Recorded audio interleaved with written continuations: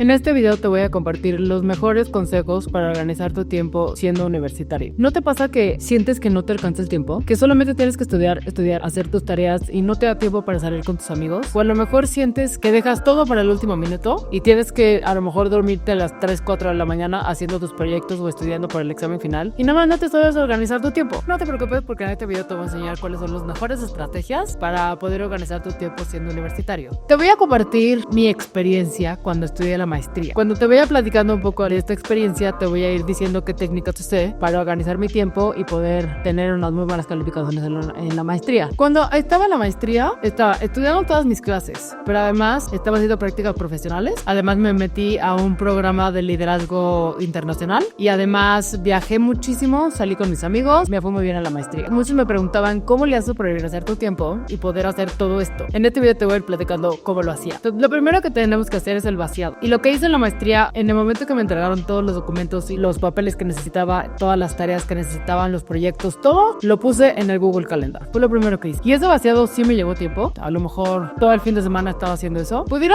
parecer muy sencillo, pero te puede llevar un poco de tiempo. Entonces, lo primero es, cuando te entreguen tus materias, lo pones en todo en el mismo lugar. Porque lo que me pasaba es que en una materia me daban todos los proyectos por WhatsApp o me mandaban un correo. O había unos profesores muy organizados que lo tenían todo muy bien estructurado en la plataforma. Pero había otros que no tenían fechas de entrega o había otros que ni siquiera sabían qué proyectos iban a hacer durante todo el semestre. Entonces fue muy difícil para mí hacer ese vaciado porque realmente en algunos proyectos no tenía fechas de entrega. Y era un desastre, tenía información por todos lados. La información que me faltaba, me senté con los profesores y les pregunté, oye, ¿qué fecha tienes para este proyecto final? ¿Cuándo tenemos que empezar esta otra materia o otra tarea? Entonces era muy importante acercarme a los profesores y decirles, realmente quiero tener un plan completo de lo que necesito para todo el semestre. Y lo puedes hacer el primer día. Te digo, ya fui a la plataforma y me falta esta fecha. ¿Qué hacemos? ¿Para cuándo es? Entonces, primero, lo más importante es el vaciado. Y lo segundo que hice fue la programación. Que ya que tengas todo en el mismo lugar, apuntas en tu Google Calendar nada más las fechas de entrega. Pero la programación es cuándo vas a empezar tus proyectos. Lo que yo hice fue que cuando empezó la maestría, ya que tenía todo en el mismo lugar, todo en el Google Calendar, me junté con mi equipo y les dije, a ver, equipo, tenemos un proyecto final que lo tenemos que entregar para mayo, para junio, etcétera. ¿Cuándo nos vamos a juntar para empezar el proyecto?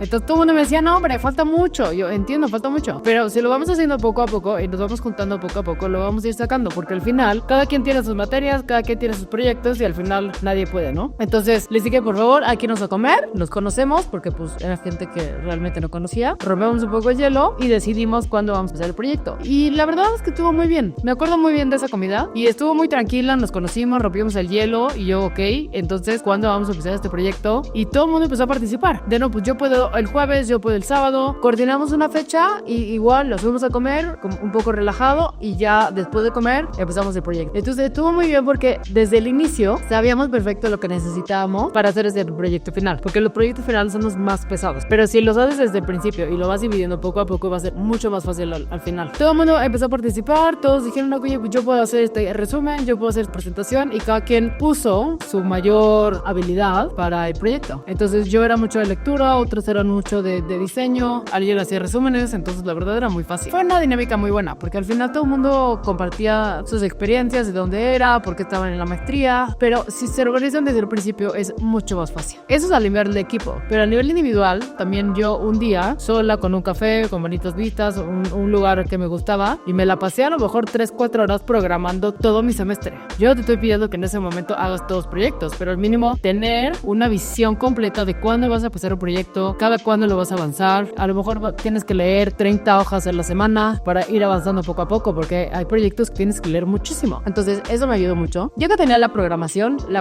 es realmente tus compromisos de tus fechas de entrega para ir avanzando los proyectos. Tú vas a decidir. Yo solamente te entrego las herramientas y tú realmente lo pones en práctica. Entonces tú decides cuándo vas a empezar los proyectos y cada cuánto los vas a avanzar. Ahora, lo siguiente es las revisiones diarias. Entonces yo al final de la maestría, al final de las materias, lo que hacía era como a las 6-7 de la noche tarde me sentaba sola en mi casa y veía qué hice en ese día y qué no hice, ¿no? Lo que hice estuvo perfecto y a ver si lo cumplí, porque puedes hacer una tarea pero no terminar lo que prometiste. A lo mejor yo dije, bueno, pues tengo que hacer la tarea de negocios internacionales y tengo que hacer 10 hojas, por ejemplo, ¿no? A lo mejor sí hice la tarea, pero nada más hice 4. Entonces realmente no la hice. Hice parte de la tarea, pero no la hice completa. Entonces no la terminé, pero entonces ¿para cuándo lo vas a hacer? Y ahí es importante analizar el por qué no cumples las tareas o por qué no las haces. Una cosa es sí, empecé mi tarea, pero a lo mejor me tardé mucho más de lo esperado. Ok, entonces para la siguiente vas a programar mejor tus proyectos. En lugar de ponerte 1 hora, a lo mejor nada más pones 2 horas o 3. Tú vas a ir viendo poco a poco sobre la marcha cuánto necesitas en cada materia o en cada proyecto. Es importante saber en tus revisiones diarias qué hiciste, si lo terminaste o no, y lo que no hiciste es entender por qué no lo hiciste.